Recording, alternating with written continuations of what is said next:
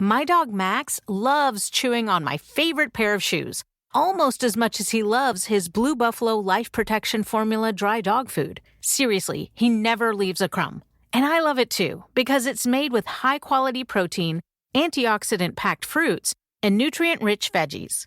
Blue Buffalo foods are made with the superior ingredients your dog needs to thrive. Can your dog food say that? Visit feedbluefood.com to learn more. The Home Depot supports This Old House Radio Hour.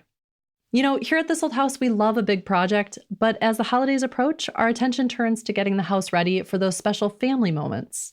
And if you're anything like us, you believe it's never too early to deck the halls. The holidays aren't just a season, they're a collection of moments. And at the Home Depot, they know that home is where those moments truly come to life. As the #1 expert in all things home, they're here to be your go-to partner to help create your holiday vision. Take a look at their pre-lit trees. They have options that fit any style and budget.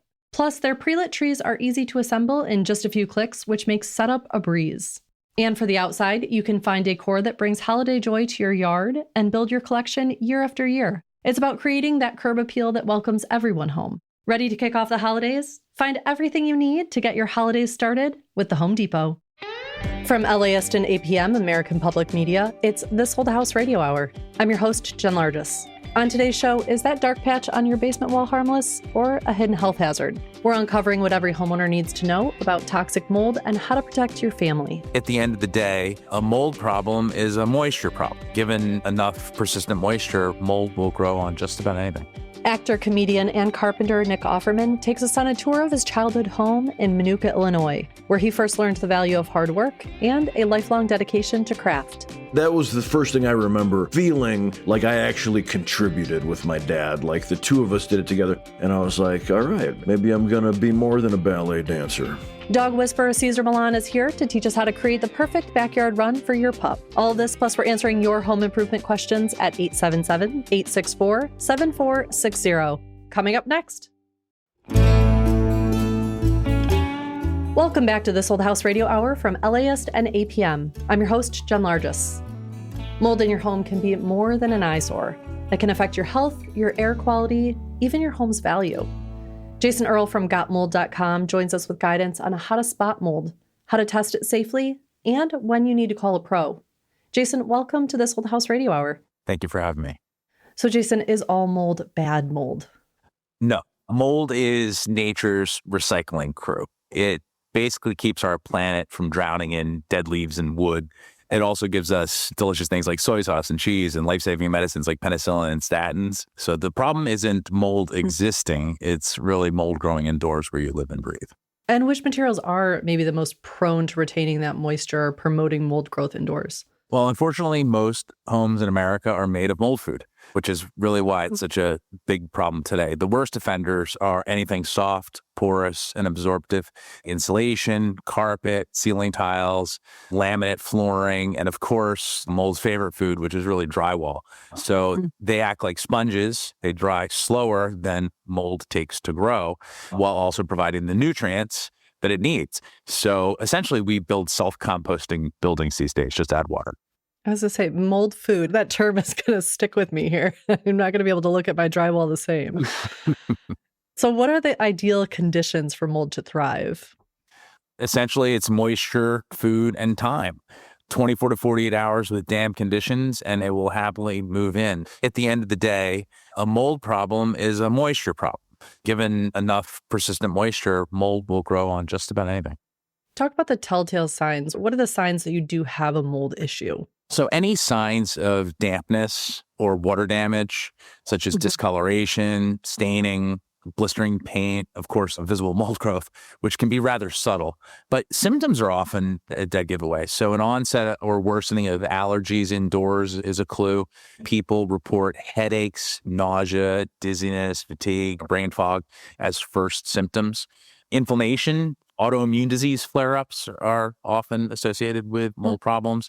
And interestingly, emotional dysregulation is also common. The mold rage is real.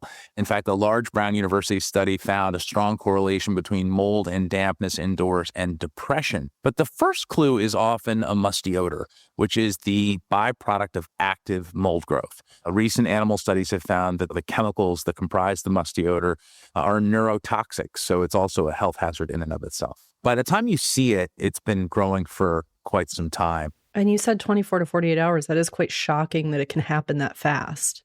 At the 72-hour mark, according to the industry standard, you have to treat water-damaged materials as if they're moldy, whether they are visibly moldy or not. And the real catch there is that water damage is very cheap to fix, and insurance usually covers it.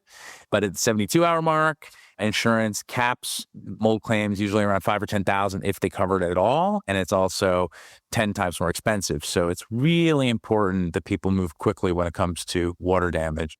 So what do you do if you discover mold in your home? What's the first step you should take? The first thing you want to do is diagnose the moisture problem. And if that's above your capacity, then you want to engage a professional. Many times it's actually caused by more than one source. And one source can actually cause mold problems in multiple different locations within a building. But here's the key. You want to engage a qualified assessment professional, not a mold remediator. Like the old adage that you never ask a barber if you need a haircut. Okay. And so having a qualified assessment professional can be a good buffer between the remediators who may or may not have your best interests at heart. So what's the difference between remediation and removal? Proper remediation includes removing materials that can't be cleaned, but also fixing the moisture problem. And it's worth beating that drum because mold treatment is what people often pay for, not realizing that they're not getting any proper remediation done. They're just getting sprays and fogs. And that's what you want to avoid. So what are some tools a homeowner or maybe even a renter should have to combat mold around their home? The first tool and the best tool is really good information. And we happen to have a free ebook that we produce that's available on our website. But in terms of doing your own initial assessment, everyone should have a very good flashlight. When you shine it at an angle against a wall, you can often see colonies that would be otherwise unnoticeable. It's also very helpful to look under furniture and behind furniture and other places that you just generally don't look. Another tool that we recommend everybody to have, and almost nobody does, is a pin-type moisture meter. This allows you to assess whether a wallboard or wood or even carpet is damp, and then you can figure out where a moisture problem really starts and ends. It's a great tool. You can find it through many of the online retailers, although we generally discourage people from doing their own remediation. For really small cleanups, you want to make sure you've got proper PPE. You want to have gloves. You want to have an N95 mask at a minimum. Visible mold larger than a sheet of paper is really professional territory. What are some of the misconceptions that people have about mold? My favorite one is probably that people think you have to kill mold. Dead mold is still allergenic and potentially toxigenic. And dead mold is actually one of the favorite foods of live mold. And if you spray bleach on mold, bleach is 97% water and 3% sodium hypochlorite. So the sodium hypochlorite evaporates and leaves behind what? Moisture. Moisture. So you just added water to a water problem. The other one that's really common is that people are worried about black mold and toxic mold, right? This is what's in the headlines. But there are plenty of toxic molds that are not black. And the musty odor is actually neurotoxic. All molds produce that. And probably the most common one is if I ignore it, it will go away. No, it will not. It will be patiently waiting for the next drop of moisture to begin to grow again. At the end of each episode, we like to end with something called the simple fix, where an expert shares a quick tip to make your next job easier. Do you have a simple fix when it comes to mold remediation or removal? The simple fix here is really to use your exhaust fans religiously during showers, but also for 15 to 20 minutes afterwards. It's really the cheapest, easiest way to keep moisture and mold out of your home. Pair that with humidity gauges and you'll always know if you're in the safe zone. Well, thank you so much. This was incredibly helpful and so informative, and we thank you for your expertise. Thank you, Jen. That was Jason Earle. If you're worried about mold in your home, go to gotmold.com for more information. Right now, we're tackling your DIY and home improvement questions. We've got an expert on site to help you get the job done right. Call us now at 877-864-7460. That's 877-864-7460, and we'll match you with the right expert. Hello, you're on This Old House Radio Hour. Hi, this is Deanna Healy from Shamley, Georgia. I have a question about refinishing my floors. All right, what's your question today? 33 years ago, I refinished all my floors. They are red oak, perfect condition. But over the years, there's certain places of the area of each room that has been worn out because of traffic and then pet stain. Do I have to redo the whole floor to make it look good, or could I do spot refinishing? That's a great question. Well, to help answer your question, we have Zach Detmore, a general contractor for the show, here with us. Zach, you've heard this one before. I have. I've attempted what she's suggesting. And the issue with trying to repair the floor instead of sanding and doing the whole room has to really do with adhesion. So the oil and finish on your existing floor has been cleaned with waxes and cleaners over the years, and the surface is really not prepped properly unless you sand it down. So what will happen if you don't prep it properly is you'll put a new sealer and clear coat over these areas that are affected, and effectively it's just going to peel up and look even worse than probably what it looks like now. Maybe not immediately.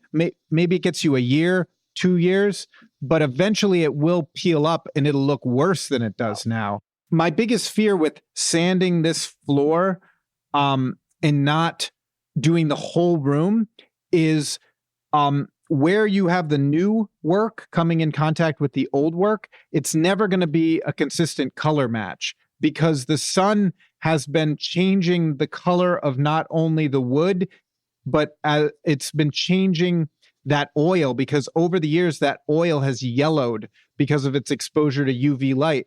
And it may look consistent with all the furniture in there, but once you put that new consistent color in the area that's repaired, you will see a harsh contrast between the two. So it won't really look good. Both between the color and the sheen changes quite a bit over the years. And so even if you had, a certain sheen to start with and you put that exact same thing back on, that sheen has worn down quite a bit. When you look across the floor, you're going to see the mismatch of the sheen as well. Exactly. And I think it's definitely a much safer bet, as much as it's more money and more energy, to just do the whole room or just leave it as is. Okay.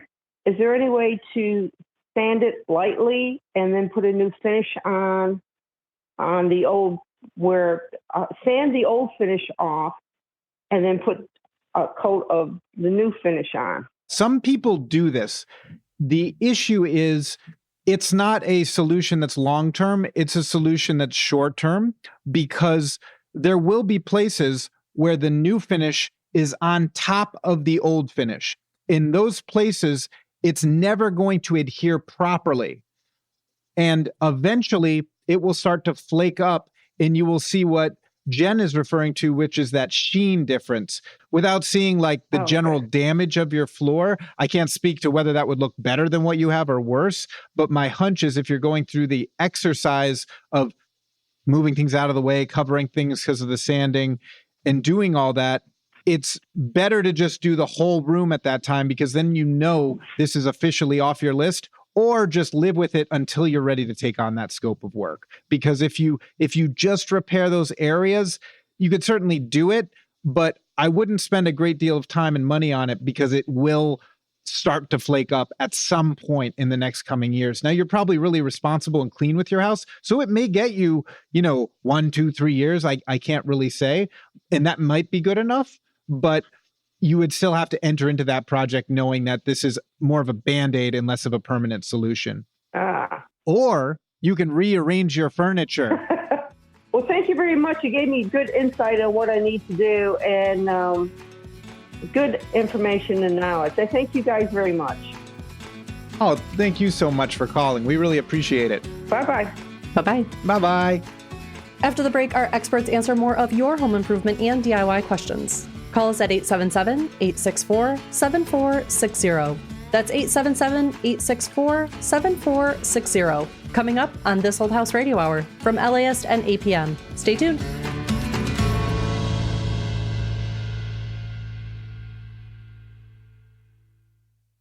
The Home Depot supports This Old House Radio Hour. You know what makes the holidays feel special? It's not just one big day, but a collection of moments, both simple and grand. It's the feeling you get when you walk up to your own front door and it just feels like home.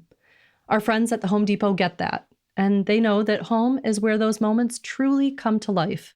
'Tis the season to share your joy, and whatever your style, you can find decor that does just that at the Home Depot. Think about decking your porch with jolly holiday decor. It's the first impression that says welcome and sets the stage for every memory you'll make this season. The perfect holiday decor truly makes the whole house feel festive, inside and out. The Home Depot is your go-to partner in making every holiday moment happen. Find pre-lit trees, holiday lights, decor, and more to get your holidays started at the Home Depot. Did you know that parents rank financial literacy as the #1 most difficult life skill to teach? Meet Greenlight, the debit card and money app for families. With Greenlight, you can set up chores, automate allowance, and keep an eye on your kids' spending with real-time notifications. Kids learn to earn, save, and spend wisely, and parents can rest easy knowing their kids are learning about money with guardrails in place. Sign up for Greenlight today at greenlight.com/podcast.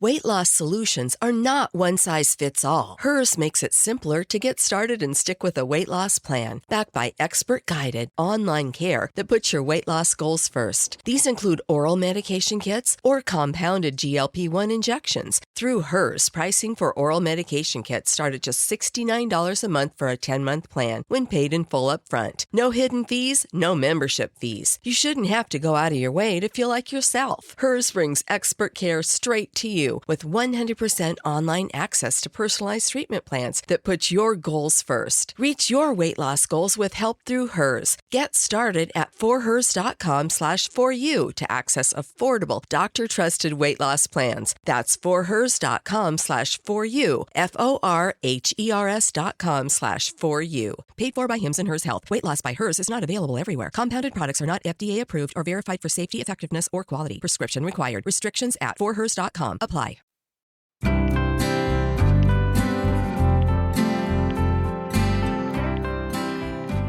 Welcome back to This Old House Radio Hour from LAist and APM. I'm your host, Jen Largis. Right now we're tackling your DIY and home improvement questions. We've got an expert on site to help you get the job done right. Call us now at 877-864-7460. That's 877-864-7460, and we'll match you with the right expert. Hello, you're on This Old House Radio Hour. Hi, this is Andy from East Greenwich, Rhode Island. Hey, Andy, what's your question today? So 3 years ago, we started the process of putting in an in-ground pool, and the company started with a patio behind our house, and we were going to connect it to the pool later on. They put in a low voltage lighting around the fire pit. It leads stairs leading inside, but there, maybe coincidentally or not, there was a lightning storm. And since then, I haven't been able to get the lights to stay on. They keep on tripping every time I go to turn them on at the little junction box. Well, we've got Heath Eastman, an electrician for the show, and Zach Detmore, a general contractor for the show, both here to help. Zach, what do you think's going on? I think I need some more information. Is this a gunite pool? Oh, it has nothing to do with the pool. Sorry, it's a patio put in by the same pool company. Oh, yeah. He's just wondering if he wants to go for a swim. Yeah, I was just more curious because I don't have a pool at my house. I've got young kids. I bet they don't particularly care if the lights work or not. Yeah, Andy, he wasn't concerned about the electrical issue. He just wanted to go swimming. Yeah, if you're interested, you should probably talk to Heath if you actually want to fix your problem. It's true, yeah. We're more in the pool than we are by the fire pit these days. Send me some pictures of the pool. Let's throw it to Heath, see if he has an answer. Yeah, good point. Hey, Andy. So a couple of quick questions for you. So we have a pool, a patio, fire pit, and lights around it, and all the lights around it that stopped working are low voltage, maybe landscape lights from the sound of it? Yeah, they're built into like a brick wall. They're built into like the stairs leading into the house. They're away from the pool. They really don't have nothing to do with the pool. It's just the same company did it. Got it. But I can't seem to get the lights to stay on. They soon as I hit the little junction box where all the it connects to, it immediately trips and won't stay on. So it sounds like it's if they're low voltage, I'm assuming all the wires are going to an outdoor transformer that plugs into a receptacle on the wall somewhere? Okay. Correct, yes. So if that transformer plugs in, there are a few things we can check. So what happens is, that transformer plugs into the 120 receptacle outside, comes to that transformer, usually goes to 12 volts to keep it low voltage, and then goes around to our landscape lights. If it went out during a thunderstorm, there are a couple of things. That receptacle is controlled by a switch if you're turning it on. Is that what I'm getting out of this? Okay. So typically that receptacle has to be GFCI protected. Yes, it is. It's not uncommon for the GFCI to have an issue during a thunderstorm if something happens. It may be simple as replacing that. But one of the ways to check that is to unplug that transformer, run an extension cord, and plug it in somewhere else. If you plug it into a different circuit somewhere, maybe on a garage or another outside receptacle, or run it through a window and plug it in inside, you can at least see if the lights stay on that way. That'll kind of help you isolate whether it's a transformer issue or whether it's that receptacle outside that's giving you the hard time. Okay. Yeah, I think I may have done that. So I'm thinking it might be the transformer then, if that's the case. Yeah, if you run that cord and plugged it in somewhere else and it still trips, or it trips whatever it's plugged into, then it's probably time for the transformer.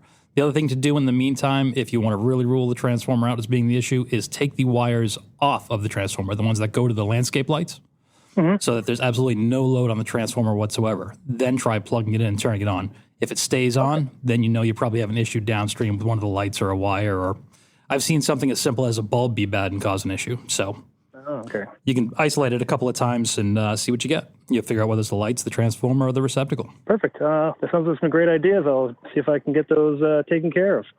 I think you got it. Thanks, guys. All right. See you later. Anytime. Thank you, sir. Zach takes all the credit. Welcome to the pool anytime. Come on down. All right. Next time I'm in Rhode Island. He's on his way. Wait a minute. He gets the invite to the pool and I don't? Yeah, exactly. Well, once you fix the lights, then you get to come. It goes without saying you're invited too, of course. Everyone. Pool party. Well, good luck with it. Thank you. See you, Andy. Bye. Right now, we're tackling your DIY and home improvement questions. We've got an expert on site to help you get the job done right. Call us now at 877-864-7460. That's 877-864-7460, and we'll match you with the right expert. Hello, you're on This Old House Radio Hour. Hi, my name's Nathan Alaconage, and I'm calling from Saline, Michigan. Our Michigander. Matt sneaks Michiganders in here every once in a while to make me happy.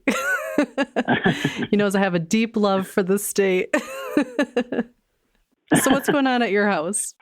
So I have a little problem in my kitchen. So I have a cold spot underneath my dishwasher, and I just noticed it recently as the temperatures got really low. So I ventured down into my basement. It's all open up down there ceiling-wise, and I looked up, and I'm missing some insulation up on top of where the wall sits on the concrete foundation.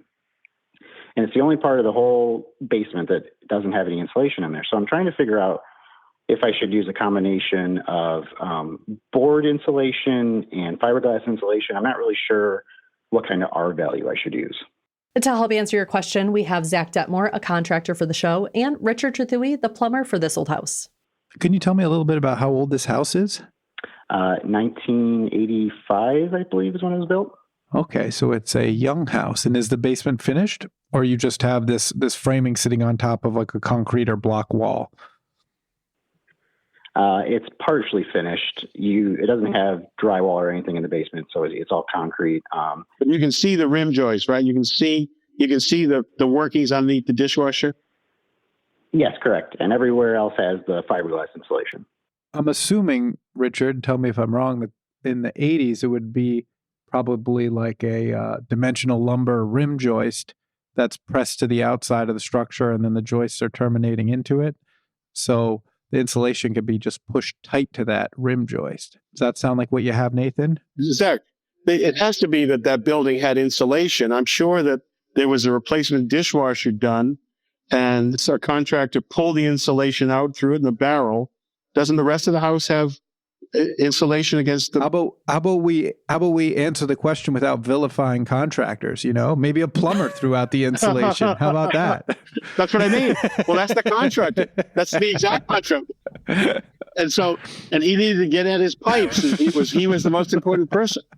And the simple answer I'm going to jump in and say is any insulation is better than nothing. So it would be cut rigid, cut fiberglass, or whatever, but you got to find some way to stop the boat from leaking through that rim joist. Yeah, I would agree with that. Sure. That sounds great. There's pipes in the way that could freeze too. Every kitchen sink is always on the outside wall and in peril.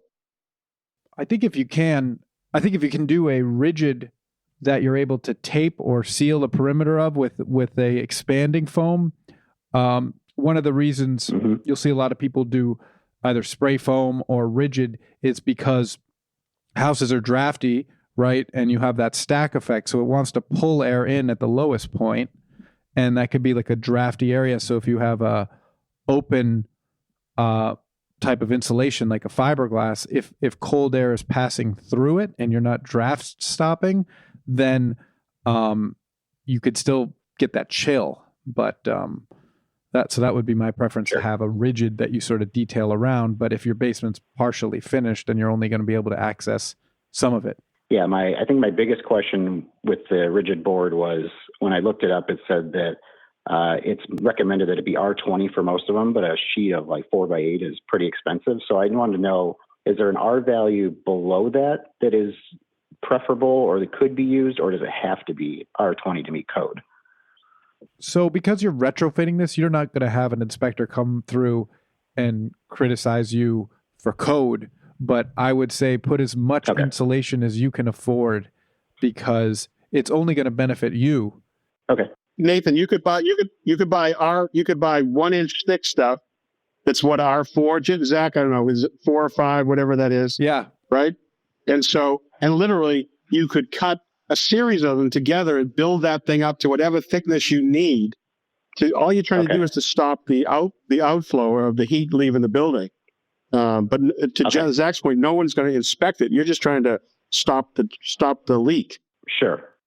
If you want to be frugal and you want to get the R value too and the draft stopping, you could buy 1 inch, like Richard said, which might be the most affordable. Anything thinner than that, it's really not going to be stiff enough to sort of hold its shape, might snap it when you're putting up in there. But you could get 1 inch, say, and then you could do a bat in after it. So you're going to get the R value from the bat, and you're going to get the draft stopping from the rigid, if that makes sense.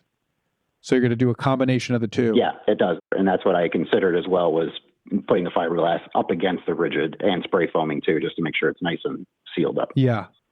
I think you're going to get a better ROI on comfort with less R value and more air sealing than I would with just going with like an R30 bat that's fiberglass. It's not going to, that R30 isn't really accounting for the fact that air is able to flow through it. Sure. Yep. That sounds great. Zach, can you give us a 101 on what a bat is and R value? Sure. So a bat is a little animal. It's a little rodent with wings. Comes out at night. That's right. And it's also a piece of ash used to hit baseballs. Keep going.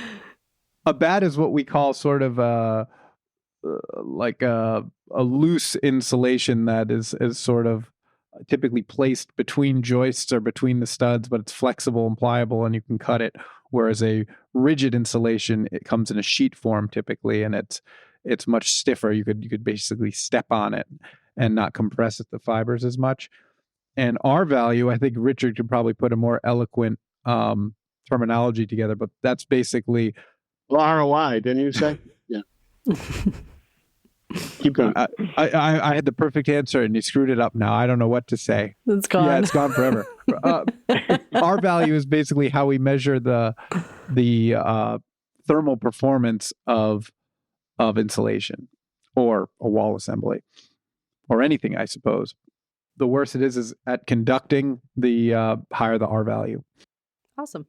So I would say, Nathan, get yourself some expanding foam and some rigid board and hop to it. I will. I appreciate it. Thank you very much. Thanks for calling. Right now, we're taking your calls at 877-864-7460, 877-864-7460. Hello, you're on This Old House Radio Hour.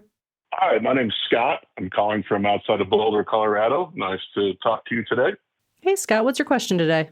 I live in an area with a lot of solar radiation, and so I have both a paint and trim question. I've lived in my house for about 25 years and repainted about 7 years ago. Replaced the trim with wood, a dark trim color paint, and it's already peeling off, and the trim is already separating. I've heard some things about reflective paint, and I'm wondering if there's something that I can mix into the paint so that I can replace the wood trim with PVC. All right, we've got Zach Detmore, general contractor for the show, and Mauro Henrique, the painter for the show, here to help. Zach, have you heard of this before? Yes. Yes, I have. I know all about this story. Lovely. So you have wood trim on your house and you want to switch to PVC. Is that true? Yes, correct. Okay. But you want to maintain a dark color that's below the LRV of the manufacturer specifications for the trim. What do those letters mean, Zach? Sorry.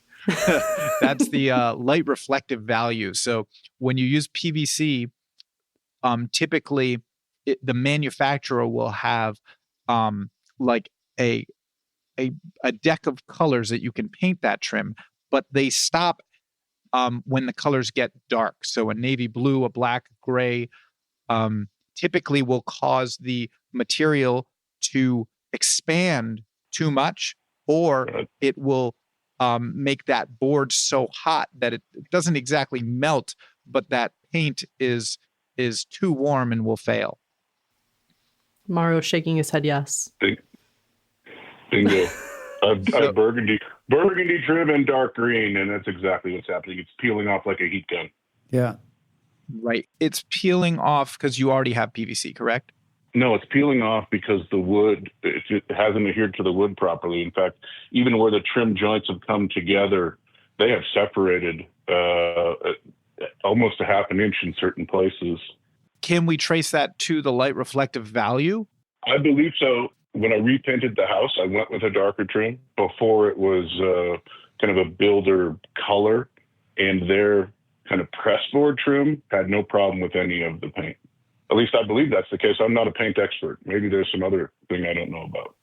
We have a paint expert here on the line, Mauro. What you got? Well, PVC doesn't take well darker paint, darker than the medium max gray. No darker color is not going to take it. And that paint is going to melt down because we all know darker colors absorbs a lot of heat. And that the paint will fail immediately. If exposed to the weather, it's going to contract and expand a lot, and the paint is just going to crack. So in hot areas in the country, that is not applied. Darker colors for this type of material, it never works.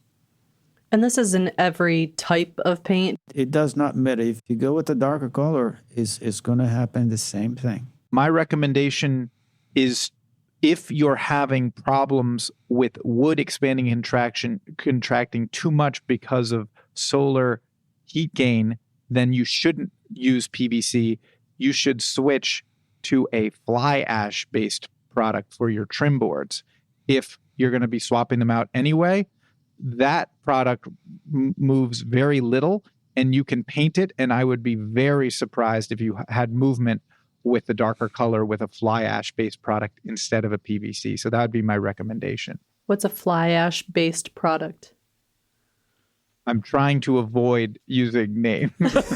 I've been painting a lot of that lately. And the last 3 years, I've been doing a lot of the ash, wood, what they call. So, and does it move, Mauro, or not really in your experience? It moves a very little, much less than the other products. But the most important that I love about, years, 2 years, 3 years, you go by and the paint stays there. Yeah, I did a project years ago with with like a pretty high sheen paint, and it looks amazing to this day. It just, no moisture gets behind the paint, so you have no failing issues. So I would think about that, Scott, if you're open to it, if you're not totally stuck on the PVC. I'm not stuck on the PVC. I thought I learned years ago that was the way to go, but I think I heard fly, like Swat the Fly ash trim, is a better alternative. I can keep the existing paint, and then my trim and paint look great. Is that right? Absolutely. You guys are worth your weight in gold. I've been trying to solve this problem for months, so thank you. Get into the new stuff. So it's absolutely great. I love it. I love it. Since I'm a wood lover, but since I started work with this new product, I'm putting on my own house. And it even has a little texture to it that helps out. It's not nice and smooth, but that even works better for the paint to get a good grip and a good adhesion to it. How expensive is it? It's not cheap. It's not cheap, my friend. I'm sorry. It has a little cost, but it's in the worthwhile. It's a great thing to have it. Yeah, it's good. Well, good luck with it. I think you're going to love that product. Morrow, Zach, thanks for the generic recommendation. I'll get to work on getting it done. Have a wonderful day, y'all. Get it done. Our pleasure. All right. Bye-bye. Thank you. Take care. No thanks to me. I'm out. When we return, Nick Offerman takes us back to the Illinois farmhouse that raised him and where he discovered his love of woodworking. That's coming up on This Old House Radio Hour from LAist and APM.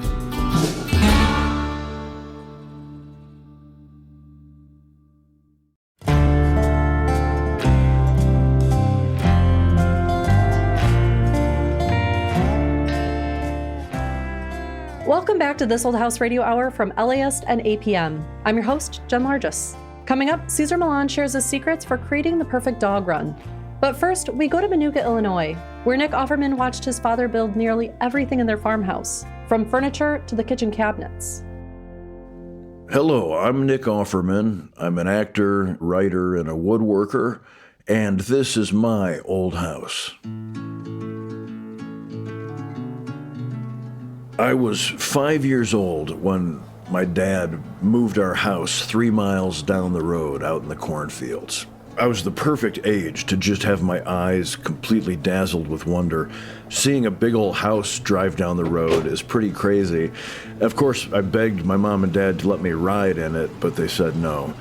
My dad said, well, our friend Mr. Hart is going to tear down his house. In exchange for building some cabinets, he'll give me this house if I can get it out of here.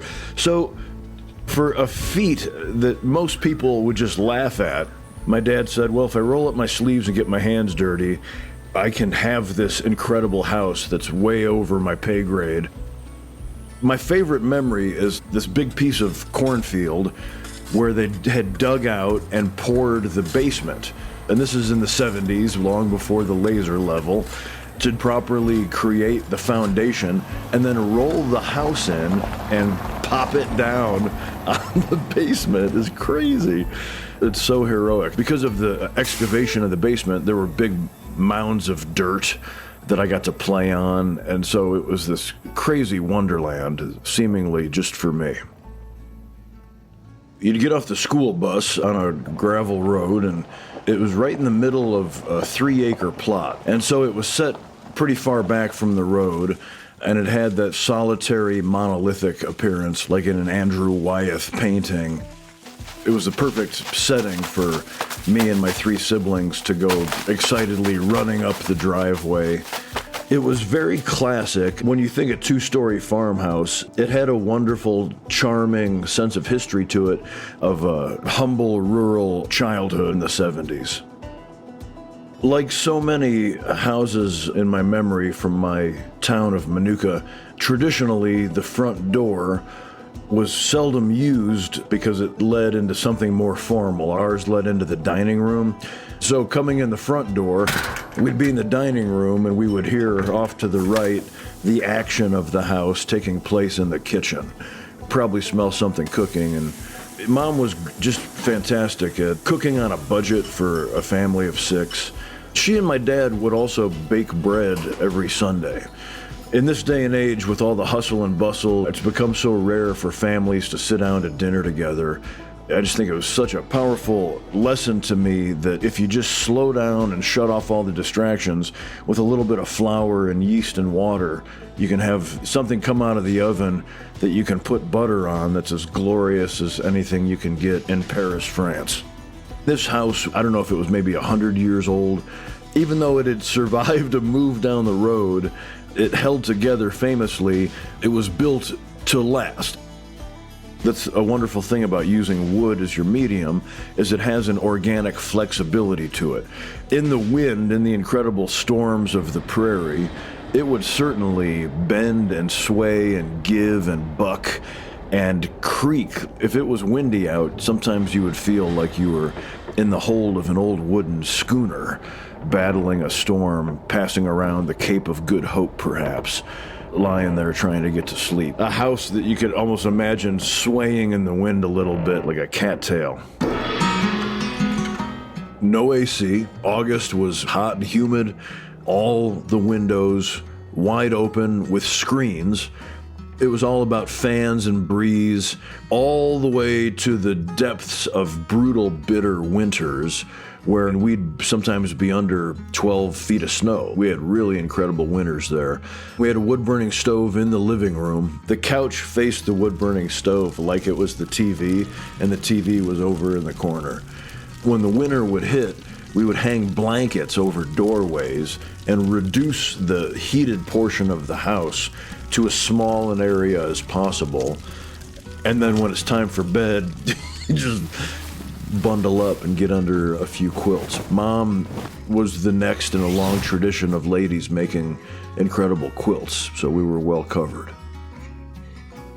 My dad is the kind of guy who, any house like that, within the first few years, he had pulled all the trim, stripped it, refinished it, and even took apart a lot of the casement window parts. I was like, there's so many parts, seeing how the window weights worked with the pulleys and everything. Mom also is a seamstress, so she made clothes for us, but she also made curtains and linens for the house. And so they really put a lot of effort into a classic country farmhouse. I helped Dad as much as I could. We built a grape arbor.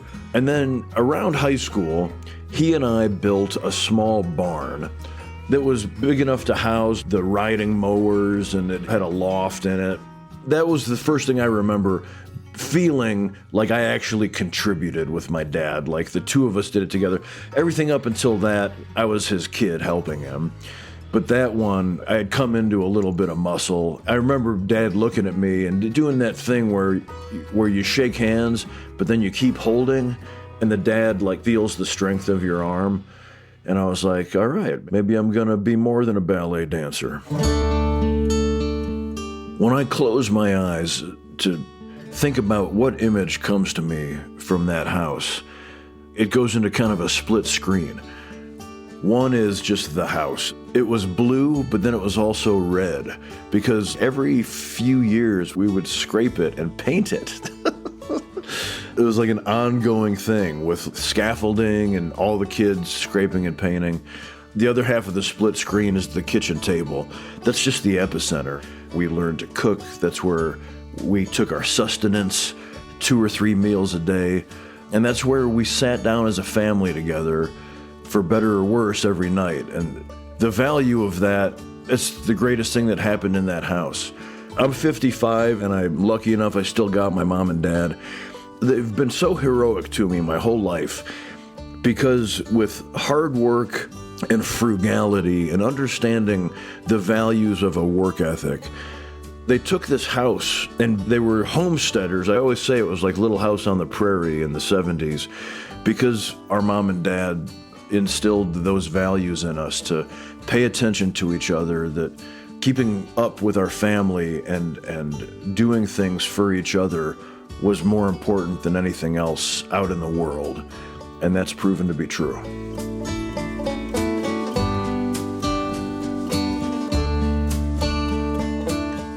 That was Nick Offerman.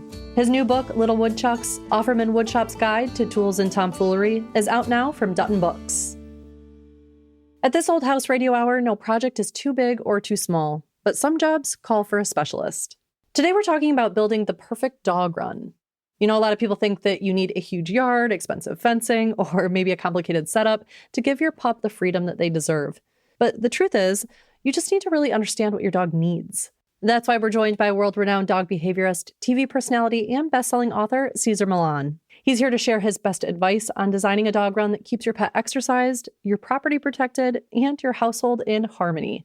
Cesar Millan, welcome to this Old House Radio Hour. My pleasure. My pleasure. As I always say, how can I help? What a beautiful way to start an interview. So our question today is it possible to turn a regular yard into a run for your dog, even if you have maybe a small yard? Yes. Any space can be used, being in any space, elevator for us humans, to the beach, and they give us a space. It's best to enjoy it when our physical energy is not there. Mm-hmm. So we can then practice resting. Right? So that's what you want the brain to practice in a space like that. And that's how they're going to instinctually understand what that means. They're not going to say 4x4, 20x11, like they're not going to say that. They're just going to experience as, how do I feel in this space? That's why I'm always telling people, exercise, exercise, exercise, walk the dog, right? Because a tired dog is easy to adapt to the environment, the family, and the community. So talk about the purpose specifically of a dog run then. Is it for mental stimulation and physical exercise, or is this a different kind of space? Yeah, I mean, it can be an entertaining place, but it has to be done without the physical energy for the purpose of not destruction. If the dog has physical energy, digging, chewing, barking, it's going to come across destructible in a place that you were set up for a different purpose. Mm-hmm. Any place that you're going to leave the dog unsupervised, it's also very important that he's tired. Like, tired is the number one. And then supervision, so they learn how to use this space. That supervision part, it allows a dog to understand every time I go in here is for this purpose. I can play I can play by myself. I can grab this toy, put it here, but I can't take it to a higher level. They have to understand that they have to play or move from 0 to 5. If the dog moves from 5 to 10, what you're going to end up is having a destructive place that you created for the dog. I know a lot of people, when they're creating a dog run, they're thinking of some sort of enclosure in their yard where if they are not maybe able to take their dog for a walk, or if they want the dog to spend more time outside, that the dog could be in that space. But you're saying that the energy should be out of the dog before they enter that space, and then maybe that space should be dedicated for a different kind of stimulation. Otherwise, it's going to feel isolated and alone. So they don't have to be alone. Right? Because that's another component that makes a dog anxious and confused and unhappy and chaotic, right? To feel alone. They're pack-oriented. So make sure the dog doesn't feel alone and isolated. And so what should our listeners know about potentially creating a dog run? There shouldn't be for pee and poop, number one, right? Because a dog doesn't want to live where it smells like pee and poop. It's not healthy. It's not happy. It's not a good heart. And it takes hope away from them. Animals will never, ever, ever do that. They're very clean to where they live. Especially if they have puppies, they don't want to attract others. So what makes a dog happy? Well, beautiful structure, clean, trust, respect, love, exercise, discipline, affection. And so in creating a space like this, how much do you have to take into account a dog's personality? Maybe if a dog is low energy, high energy, that kind of importance.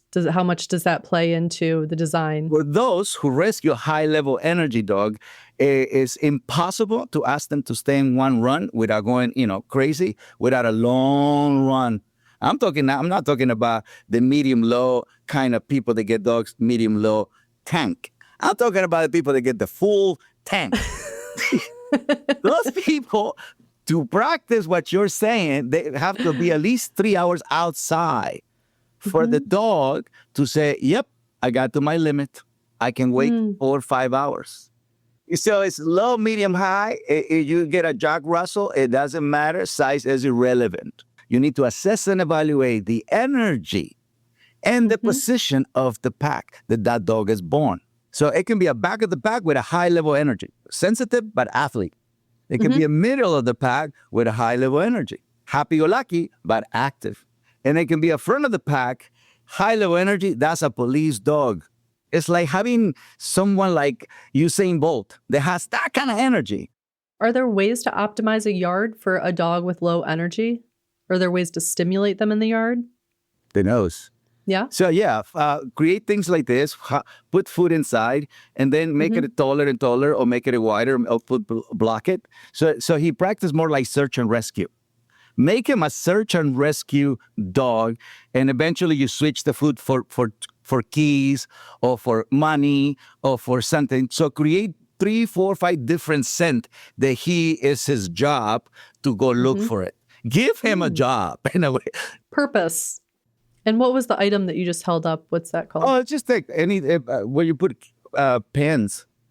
Oh, okay. You know, so just something that hides it. Be creative. Grab whatever it is, a bucket, anything. You can hide behind a curtain. Somebody else can hold the dog, and you can begin to do the search and rescue. Right, and then you see, my dog can find 3 times, and then he's done. All right. It's 3 is better than nothing. Do you believe in designing obstacles or activities that engage dogs? Yeah, like obstacle course? Yeah, things that give them more than just a flat space. Any challenge that you give to a dog is going to be good. It's like the equivalent of math for children. They have to figure it out, have to go from point A to point B. You see it? And so it's the absolutely mental stimulation tires them out more than the physical. It's a survival thing, right? And you do that always after a long walk. Okay. Make sure you put a backpack on your dog and walk for at least an hour. So the backpack makes the hour become 2 hours, because now he has to carry this weight from point A to point B and come back, right? Without any distractions, completely focused, because that's a mind thing. And then the body and the mind are moving forward and ignoring the environment. And then you come back home and you top it all out with agility, which requires the focus. Is there any recommendations that you have for indoors? If someone who is maybe getting a pet for the first time, what can we do to set up our indoors to make it more, I want to say pet friendly. I don't know if that's the right term. Yeah, an introduction, right? Because you're introducing the dog like a realtor. Hey, this is the bathroom. Hey, this, right? They sell you in the house. And you know, when you're introducing a dog for the first time into your environment, do not let him explore from day one. Do not let him go, and make himself familiar. This is a guided tour. This is a guided tour. That's correct. A limited guided tour. Yes, and you should leave for the first 3 weeks certain rooms off limits, such as your room, such as the kitchen. It's important that he learns that somebody is the governor of this environment. This is something that is done by animals, the introduction of this new environment for the purpose of respect.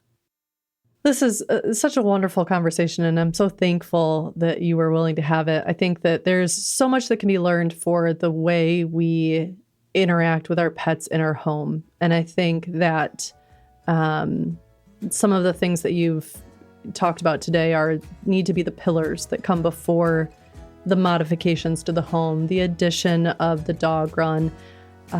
These are the things that come first and lay the foundation for them to be the right kind of experience. So I appreciate that. Yep. That was Cesar Milan. His smart dog collar system, Halo Collar, that provides GPS location, activity tracking, and training support for your dog, is available now. To learn more about Halo Collars, visit their website, halocollar.com.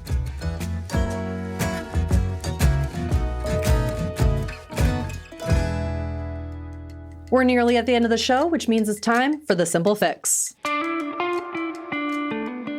Hi, Jen. It's Charlie Silva, one of the contractors on the show. And here's my simple fix. Ever need a quick measurement of something, but you don't have a tape measure with you?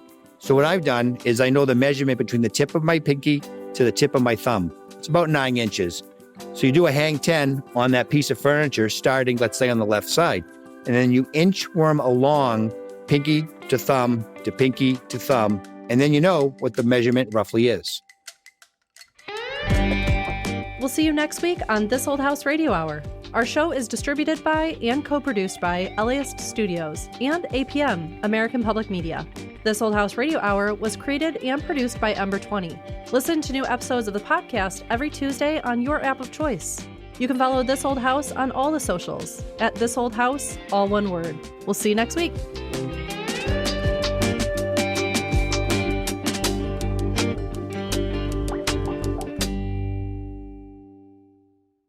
Did you know 39% of teen drivers admit to texting while driving? Even scarier, those who text are more likely to speed and run red lights. Shockingly, 94% know it's dangerous, but do it anyway. As a parent, you can't always be in the car, but you can stay connected to their safety with Greenlight Infinity's driving reports. Monitor their driving habits, see if they're using their phone, speeding, and more. These reports provide real data for meaningful conversations about safety. Plus, with weekly updates, you can track their progress over time. Help keep your teens safe. Sign up for Greenlight Infinity at greenlight.com/podcast.